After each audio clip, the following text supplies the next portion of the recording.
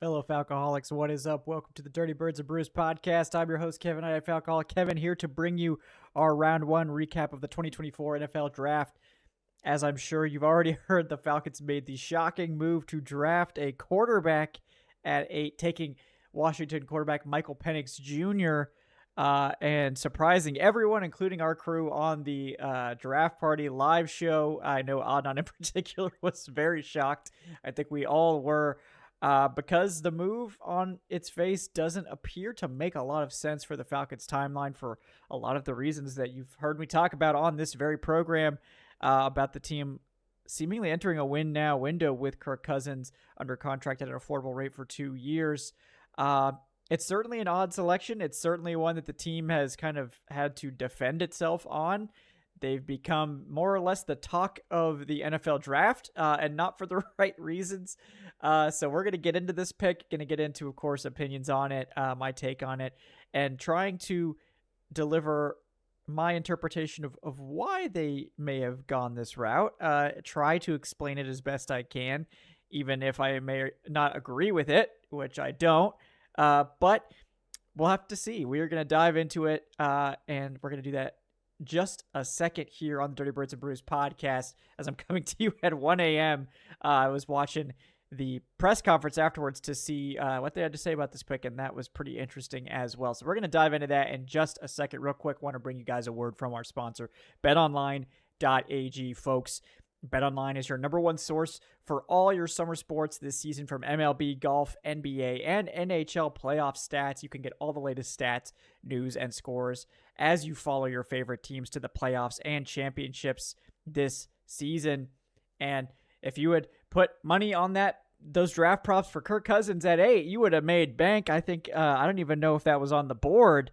That's how shocked many people were by this pick. And you know, that's the NFL draft for you. It's always crazy, but you know, you at BetOnline, guys, you can get the latest odds and lines, including the latest team matchups, player props, and odds on just about every sport out there. So what are you waiting for, folks? Head to that website, betonline.ag today, or use your mobile device to get in on the action.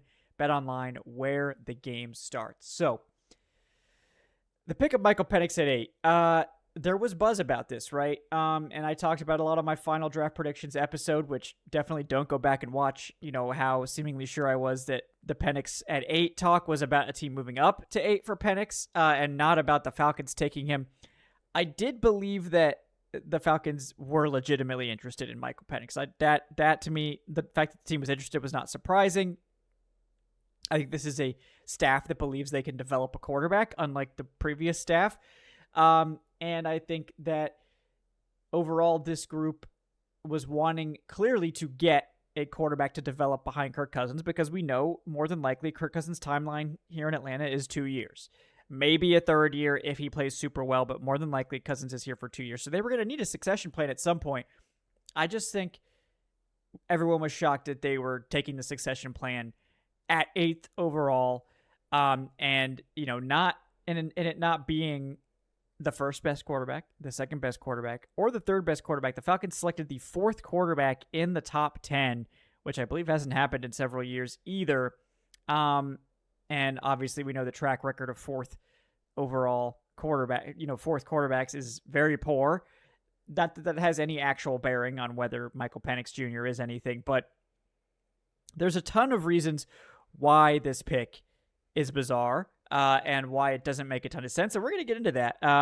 You know, and honestly, before the Falcons were even on the clock in this draft, it was pretty chalk. Not a lot of surprises. The main surprise being that the Titans took J.C. Latham at 7, and that the 4th quarterback did not go. J.J. McCarthy did not go in the top 4. There was no one trying to trade up for J.J. McCarthy at all. The Vikings ended up getting him at 10 after a trade up of just one spot. Wasn't really any trade action in the top 10 at all. So, you know, that was a little bit different than expected. Otherwise, it was pretty chalk with the quarterbacks. You know, there was reports that New England was not going to trade down. So therefore, you know, they were going to take Drake May at 3, and they did.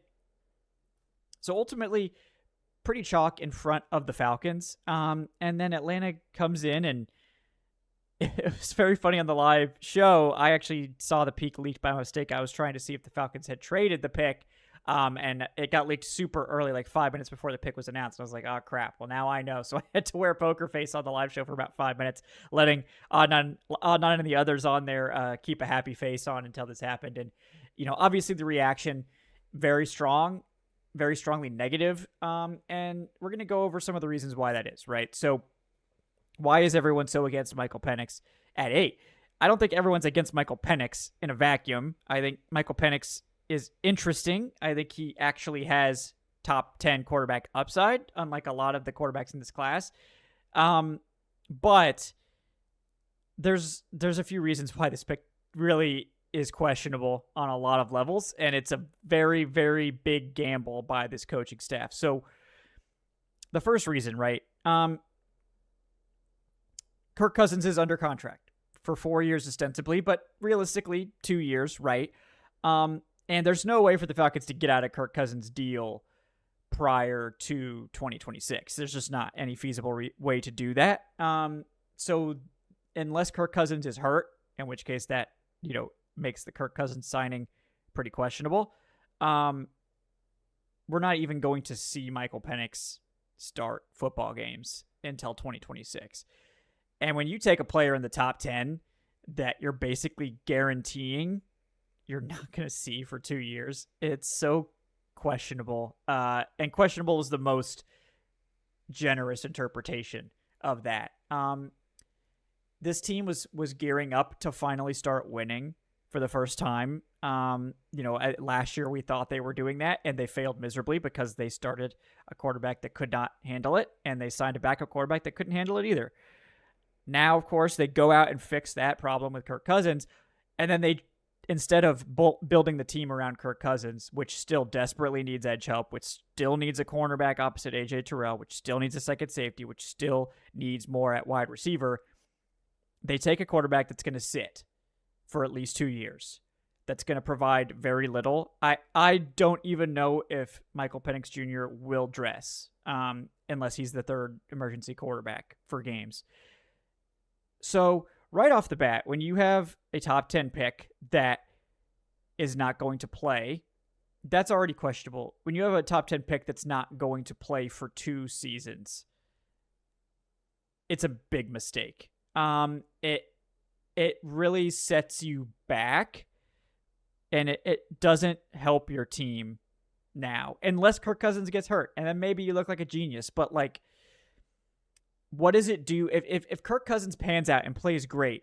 Michael Penix does nothing for you for the next 2 years, and I guess you're sitting there and you're developing him in the wings, waiting for his opportunity to get on the field. But he's not going to play for 2 years, assuming things go well. So obviously that is an issue with a top 10 pick that you're not going to even see. And then you get into, the questions about Penix himself. I like Penix. He's one of the quarterbacks I was most interested in for the Falcons. I just didn't really think there was much of a chance of him coming to Atlanta because, again, I couldn't imagine they would consider taking a quarterback that was going to sit for multiple years in the top 10. A lot of people will bring up Jordan Love in this situation, right? Jordan Love was taken in the 20s and was 2 years younger than Michael Penix. And that's the other part of the problem. Michael Penix is an old rookie. He'll be 24 this year. So at this point, he's not even going to have a chance to see the field until he's 26 years old. And does that really matter? Maybe not. But it makes the pick even more risky because you're already now he's already on an accelerated timeline, and you're also going to make him wait before you even get to see him. Then you have his medical history. Penix is one of the most dangerous quarterbacks in the draft in terms of his medicals. Clearly, the Falcons were not put off. He has played 2 healthy seasons at Washington, so there is that. But 3 season-ending injuries, 2 ACL reconstructions. It's a sketchy history to buy into to begin with, and he's also an older prospect. Does that really matter? Maybe not. In today's NFL, quarterbacks are playing into their late 30s with regularity. So maybe you say, well, it doesn't really matter now if he's a little bit older because of that. So maybe I'm willing to overlook that. But that plus the medicals, all that stuff, that's a little bit sketchy. Third, what you've done now from a PR perspective is just an absolute nightmare. You can't sell the pick because you're going to piss off your starter. You've taken a backup quarterback at 8, so you can't sell him as this instant impact player. You can't sell him as your starter or talk him up too much because you're going to piss off your starting quarterback and Kirk Cousins, who you just paid gave it a gigantic deal to and made the face of your franchise. So this is an odd place for the team to put their staff in. Not that they should make picks based on PR, but, it is what it is. It's going to be very difficult, and it's going to create a lot of really tough responses and negative responses to what they've done, and they've asked for that, I guess. And the other thing on this is Kirk Cousins is very unhappy, and they apparently did not make it clear that they were going to be drafting his immediate successor, like within a month after he signed. He was completely shocked and taken aback by this pick. The team had never made this, known to him that this was a possibility. They had talked about drafting a quarterback, and he was like, yeah, they're going to draft a QB3 to develop. That's fine, whatever. And then they come out and immediately draft his successor at 8, which is problematic for so many reasons. Kirk himself was completely shocked and disappointed. There's been, basically, I don't know if these aren't direct quotes from Cousins, but more or less saying, this was a big shock to me. And I don't understand how this helps the team. Like now, like, how does this help our team? Like, how does this help me win? It doesn't. It just puts a clock on my time in Atlanta. It puts a target on my back because the second Kirk Cousins does anything wrong, fans are going to be clamoring for Michael Penix. They've put themselves in a really bad spot with this, where Kirk Cousins could easily be pissed off and take this in a very negative way.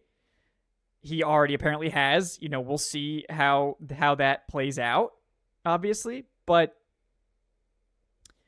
they've opened a huge can of worms with this. They've created a quarterback controversy where they didn't need to make one at all.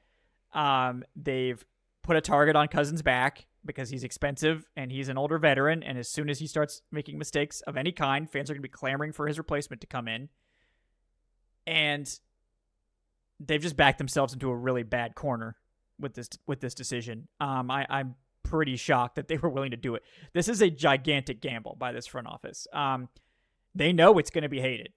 They're not stupid, right? I mean, I don't think that these guys are stupid in the slightest. They knew fans would hate this pick. They knew the media would hate this pick, and they did it anyway because they believe Michael Penix Jr. is a franchise quarterback. That's the only way they make this pick because fans will hate it, media will hate it, Kirk Cousins will hate it. I can't imagine the locker room is going to be happy about it either. They just got done, getting excited about Kirk Cousins, and the Falcons already drafted his replacement. This is not going to play well. I can't imagine it will on any front. So now they desperately need this pick to pan out. They need Michael Penix to be a franchise quarterback, or this is a catastrophe. And I think the scenario where he sits for 2 years and comes in and lights the world on fire, and at least with Penix compared to some of these other guys, right? At least with Penix, I think there is a pathway to him being a franchise quarterback and being a pretty good one. Let's talk about some positives, right? Before you guys think I'm just going to trash the pick. I'm going to 99% of the time trash the pick because that's just personally how I feel about it. But Michael Penix Jr. is a legit quarterback prospect who has very high upside. There's no doubt about that. I think he throws the best football of anyone in this class, including Caleb Williams. I think he has tremendous zip on the football. I think he has very good touch as well. I think he's got a lot of things he has to work on, but I think in terms of his passing ability, I don't have any questions, and I don't think he has limitations with what he can do. What can he do right now? That's the bigger question. And honestly, I know guys like Derek Klassen and some of the other guys I've talked to on here, Michael Penix needs a ton of work to be an NFL quarterback. He doesn't throw the middle of the field, and there's a very bad track record for college quarterbacks that didn't throw the middle of the field in college, learning to do it in the NFL. It's very rare that they can make that transition. It happens. It does, but it's not common. So he's already going to have to overcome that. he also doesn't handle pressure well at all. He when he gets pressured, he breaks down, and he takes sacks, throws the foot. He doesn't handle pressure well at this stage, and that's a big problem because he's going to get pressured in the NFL, especially. And we'll see how we don't even know what the Falcons offensive line is going to look like when he plays. So it's hard to even talk about that. But, this is the NFL. You're going to get pressured. So he's going to have to learn how to manage pressure and learn how to throw the middle of the field. And if he can do that, he could probably be a pretty good quarterback, honestly. I think otherwise the measurables check out. I think he's got a cannon arm. I think he can throw a touch. I think he can throw with anticipation. I think he can do a lot of stuff that's really good as a passer, but he's not a dual threat. He doesn't handle pressure well. He doesn't navigate pressure well and evade a lot of sacks, and he doesn't throw the middle of the field. And the number of cases where that kind of prospect actually turns into what people hope he will be are very low. So to me, this pick is like the Falcons threading the needle, like trying to thread this crazy needle, like where they're like, we're going to have Kirk Cousins for 2 years and we're going to start winning football games and fans are going to forget about this. And then when Kirk is ready to hang him up, and we're ready to move on after 2 years when that contract gets too expensive, then we're going to have Michael Penix ready to be inserted and we're not going to have to worry about quarterback because, we've got this figured out. And like, to me, this seems like a gross overreaction to their failure to address quarterback over the past several years, especially starting in 2021. But you can't overreact. You have to stick to your board. And like, I'm sorry, I just don't believe Kirk Cousins was the best player available at 8. I don't believe it. I'm could be very wrong about this, and I hope certainly that Cousins does play well, or excuse me, Penix plays well. I hope that he does become this franchise quarterback, but you are gambling so much on this working out. Like, this is the type of pick that will get you fired without question. And this is nothing but speculation, but there are plenty of clips out there of Fontenot trying to explain the pick to Arthur Blank after it was made. Arthur Blank did not look happy. And it's like, I don't blame him. It's like, how does this help us win right now? Like, how does this help us win? We just went out and gave this giant contract to Kirk Cousins, who's probably pissed off now and doesn't trust you anymore. How can Kirk Cousins trust the team anymore? They lied to us. According to some reports, the Falcons plan to draft Michael Penix from wire to wire, was the quote. So how could Kirk Cousins trust a team that just lied to his face to get him to sign, right? Like, what does that mean? Like, how is that going to work? Like, it's a business, yeah, but like, did you have to do that? Did you have to be that facetious, like, with him? Like, I think that's a huge mistake to invite that controversy into your locker room. And then you do it for a guy that's an older prospect that's got a lot of questions. They're just trying to thread this needle that I hate. Like, I think there's so many ways this goes wrong and only a couple ways that it goes right. And if it goes right, they'll look like geniuses. But it's the ultimate gamble. And, when you're going for franchise quarterbacks, you're always gambling, right? Every time you take a quarterback, especially in the top 10, you're rolling the dice. But it's odd that you do it in a situation where you had instant impact contributors on the board. Whether you agree that the edge rushers were the best way to go or the cornerbacks or whatever, Rome Odunze was there, and he would have been an instant impact contributor to help Kirk Cousins and this offense just go to crazy heights, I think.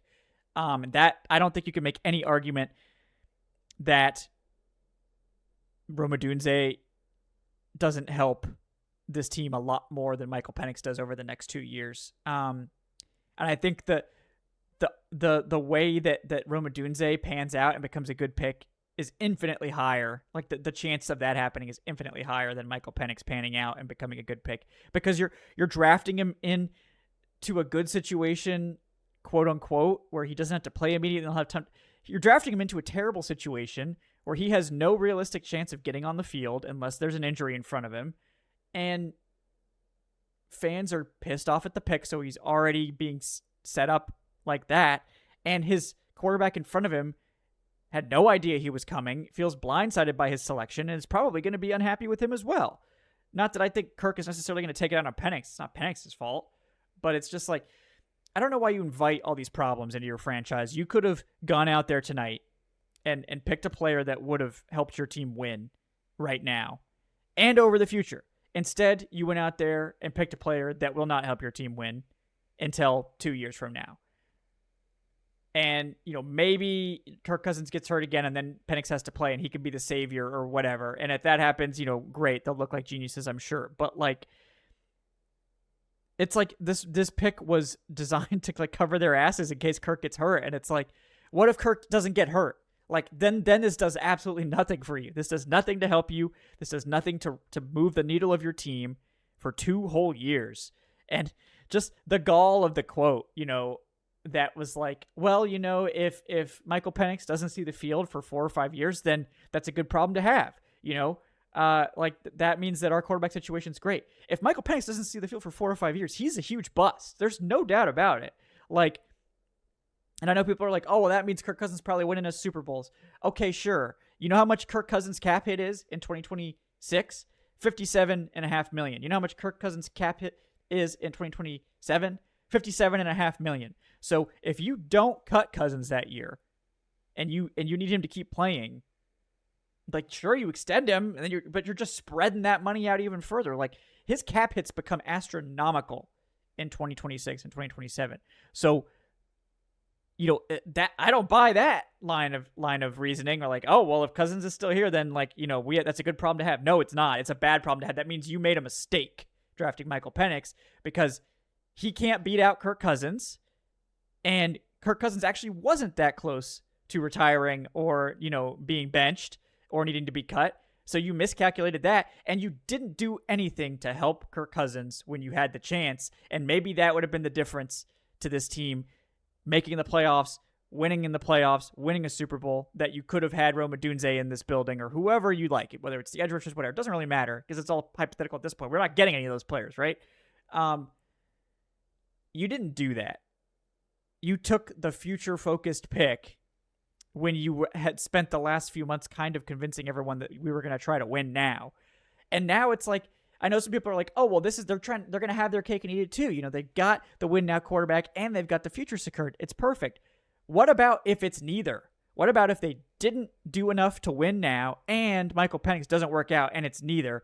That's the disaster that I think the people that are glass half full about this, and God bless you if you are glass half full about this.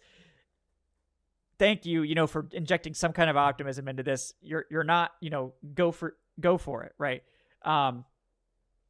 But I don't what if they're just neither, right? What if they're not good enough to win now and Michael Penix doesn't work out? Then it's catastrophic and it's leading to everyone getting fired. And there's a couple things people raise, oh, maybe Kirk's not as healthy as they thought, in which case they made a giant mistake giving him that contract, didn't they? And that's really bad too. It's not Penix's fault, but it's the regime's fault for giving him that contract. If they really liked Michael Penix that much from wire to wire, I don't understand why they didn't sign a bridge quarterback instead gave Kirk Cousins this monster deal to be their starter for at least 2 years when they loved Michael Penix so much and had to have a lot of faith that he was going to be there at 8 because, what were they expecting? 6 quarterbacks to go in the top 10? We did see 6 go in the top 12, but, it's all I don't believe this. I don't believe this timeline that they loved Michael Penix from the beginning and they were planning to take him this whole time. I don't believe it. I don't buy it. It doesn't make sense to me. You don't give Kirk Cousins that contract if that's your belief. Maybe and maybe this is all just 3D chess or 4D chess or whatever the heck it is, where they're like, oh, well, we're going to have our quarterback for 2 years and we're going to win some games. And then when he's ready to hang him up, we're going to transition to Penix. And it all works out great. And everybody rides off into the sunset. This stuff rarely works out the way we want, right? There's a 50% chance everyone in the first round is just a bust. Full stop. In a vacuum, 50% of these first rounders will just be busts. So there's a 50% chance right there that Michael Penix is just a bust. We won't even get to see him for 2 years. So good luck, with that. But if it sounds like I'm negative about the pick, I am. It doesn't help the team now. Maybe it does in 2 years, and maybe they'll look like geniuses. And if he turns into a franchise quarterback, there's no way this is a bad pick, right? Then all is forgiven, even if they wasted 2 years with Kirk Cousins where they just couldn't get over the hump and it was kind of depressing and disappointing. If Michael Penix becomes their franchise quarterback and he's great and all this stuff, then it'll all be forgiven, right? We'll forget about this and we'll be like, actually, that was really forward thinking. That was great. And there is a narrow pathway to that happening, but that pathway is so narrow. I can't believe Raheem Morris on his second stint as a head coach was willing to stake his career on a 2-year developmental project quarterback.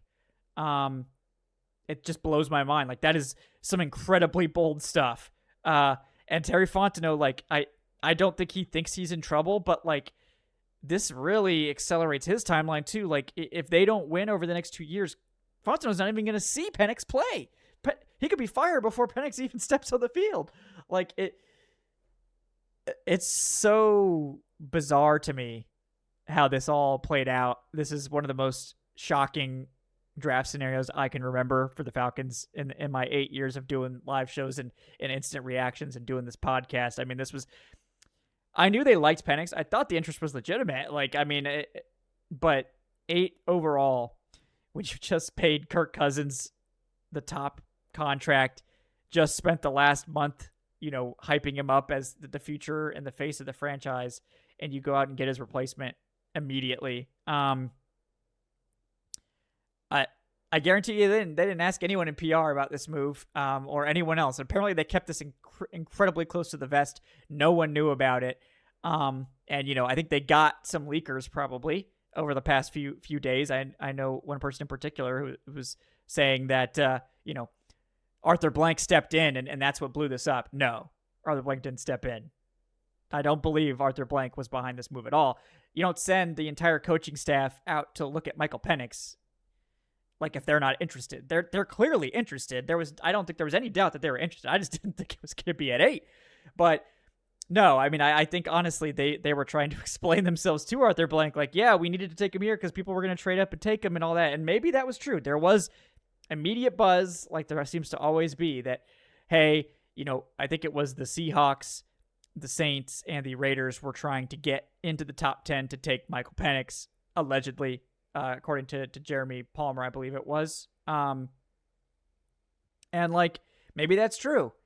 And it wouldn't shock me if teams really like Michael Penix. He's got that cannon arm. NFL teams love that. They're all about that. So it could very well be the case, right? But man, this doesn't seem to fit their timeline. This doesn't seem to fit anything that would help them. And when the Falcons do move on from Cousins in 2026, because they kind of have to now to justify this pick, they'll either eat $25 million in dead cap. They will save a lot of money.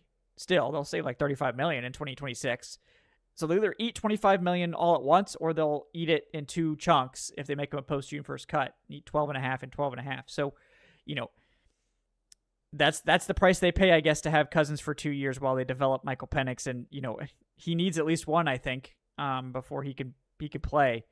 So it's just like, man, I don't remember the last time an NFL team took a quarterback or took a player at 8 that may not even dress on game days. I think there's a pretty good chance that Michael Penix is the third emergency quarterback only and isn't even activated except for like third quarterback activation. And that's just such a sad way to use your top 10 pick. And again, if he turns into a franchise quarterback, then everyone will, forget. Everyone will, move on and everyone will talk about how genius it was to let him sit. Because if he turns into a franchise quarterback, that's the single most valuable thing in sports. And however you do that, however you acquire that franchise quarterback, doesn't really matter. If you get one, you get one, and you're in. Now you've gone into that class of teams that have, and you're no longer in the have-nots. It's just a weird move to make when you theoretically have that quarterback, at least for a couple of years here. And they're lying about like, well, we're going to be too good to get a quarterback going forward. It's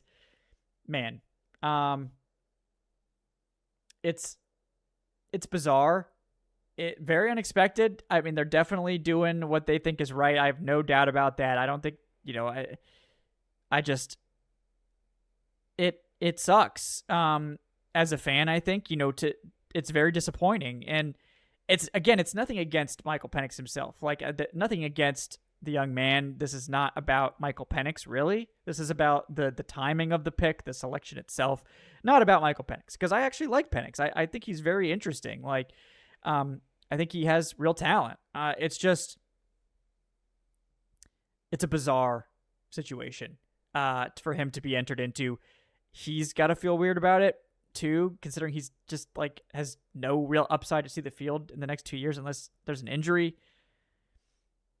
I don't know. I'm repeating the same points. You guys know how I feel about it after 30 minutes. Like, I'm not a big fan of it. So that's sort of my takeaway. I think we could look back. This is either going to be a stroke of genius that cements this team, with a quarterback for the foreseeable future, in which case it was absolutely worth the risk, right?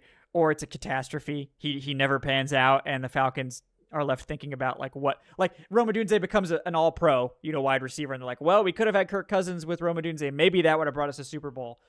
And that's honestly, that scenario is vastly more likely than the one where Michael Penix turns into a franchise quarterback. And I hate saying that. And it's, again, I don't want this to come across as I hate Michael Penix or I have a problem with the young man. It's not about Michael Penix. I do think Michael Penix, he's innocent, right? The prospect is not to blame.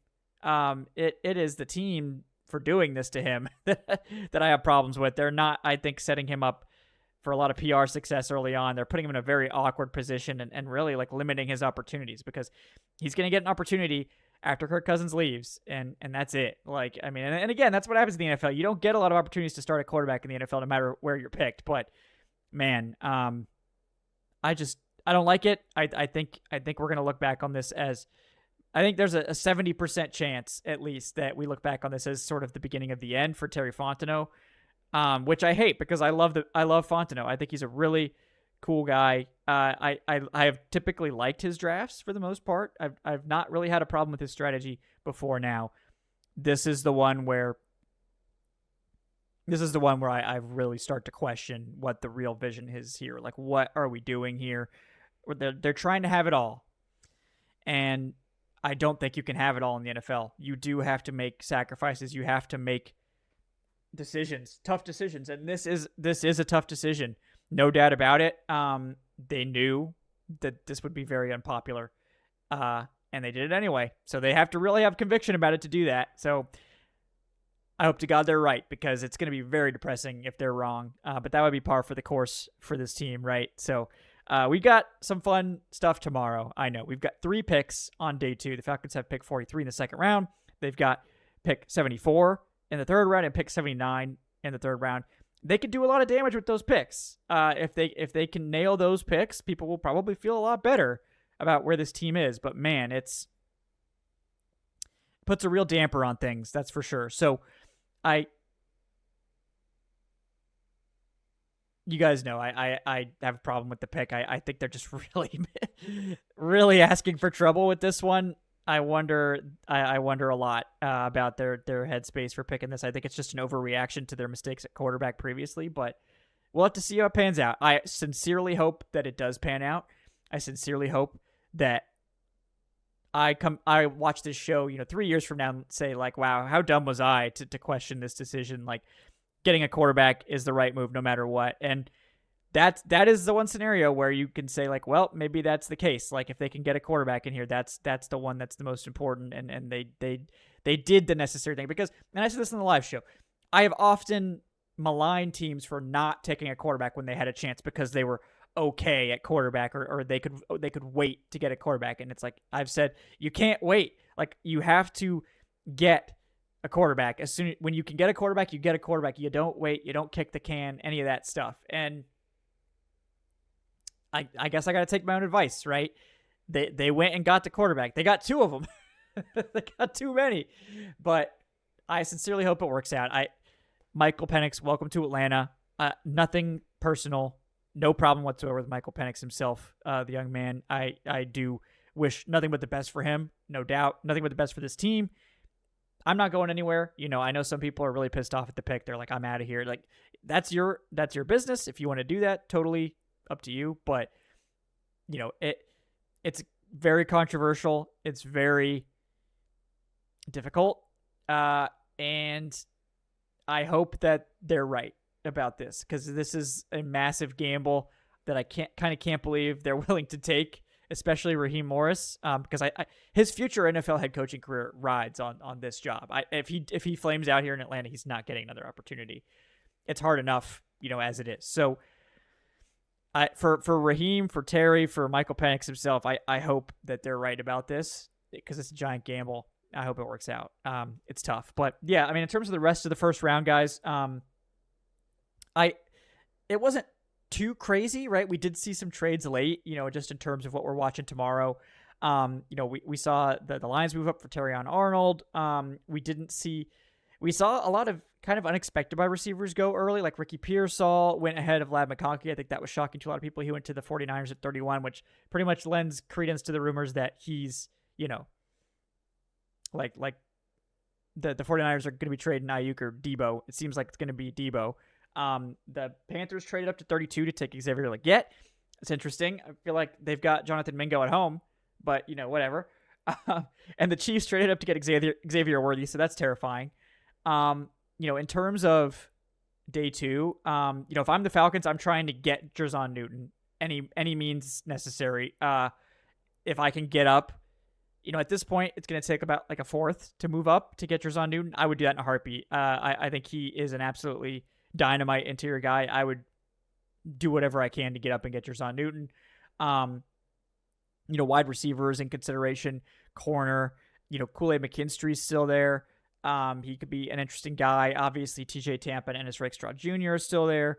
Tyler Nubin at safety, we talked about on the live mock. So there's a lot of good players. I think the Falcons will have some good players to choose from at 43, but they had some good players to choose from at 8 too. And, they went a little bit off the rails. So we'll see if they go back to chalk going forward and see how that goes. But guys, thank you so much for tuning in with me to, finishing this up, after 1 a.m. So running on steam here, but it was, despite the shock, was a fun night. Really appreciate everyone who tuned into the live show. A lot of fun there.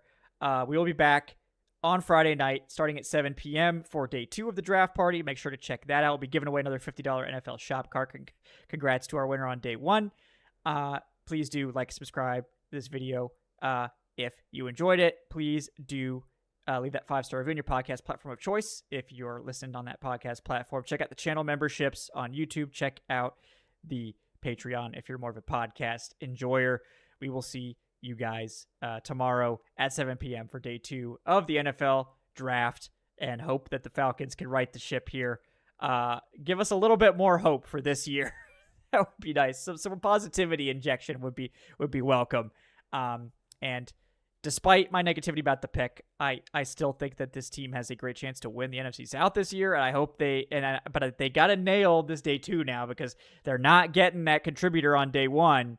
So they got to nail day 2. The pressure is on to nail this day where Fontenot has traditionally struggled quite a bit. So we're going to need a reversal. We're going to need things to come together here for this team. But I certainly hope that they're able to do it. Thanks, guys, so much for tuning in tonight. We will see you next time on the Dirty Birds of Brews podcast. I'm Kevin at Falcoholic Kevin. Check out thefalcoholic.com for that written content. We'll see you tomorrow night.